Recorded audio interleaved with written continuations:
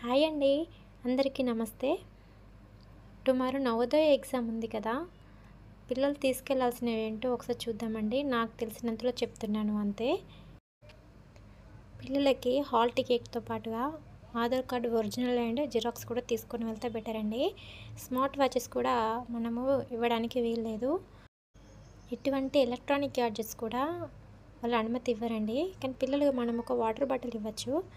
ఎందుకంటే వాళ్ళ వాటర్ కోసం బయటకు అటు ఇటు వెళ్ళేసరికి టైం అనేది వాళ్ళకి వేస్ట్ అవుతుంది కాబట్టి పిల్లలకి పెన్సిల్, బాల్ పాయింట్ పెన్, ఒక ఎరేజర్, షార్ప్నర్ కూడా బాక్స్లో పెట్టేసి ఇస్తే వాళ్ళు రఫ్ వర్క్ చేసుకునేప్పుడు యూస్ఫుల్గా ఉంటుందండి. నెక్స్ట్ వచ్చేసి వాళ్ళకి 2 అవర్స్ టైం ఉంటుంది. మనం ఎగ్జామ్ సెంటర్కి అయితే 10:30 వరకే వెళ్ళాలండి.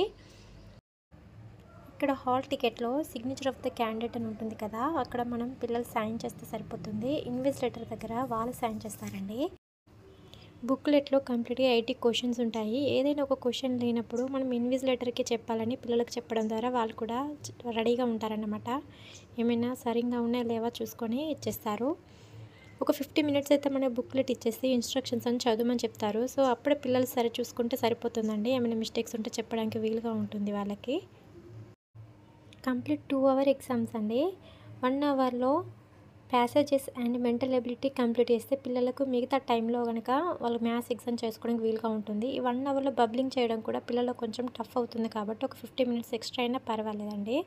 సో మనం పిల్లలకి ఇలాంటి ఇన్స్ట్రక్షన్స్ చెప్పడం ద్వారా వాళ్ళకు టెన్షన్ అవ్వకుండా ఉంటారండి. ఇవన్నీ మీకు తెలిసినప్పటికీ నాకు తెలిసినంతలో చెప్దామని వీడియో పోస్ట్ చేస్తున్నాను.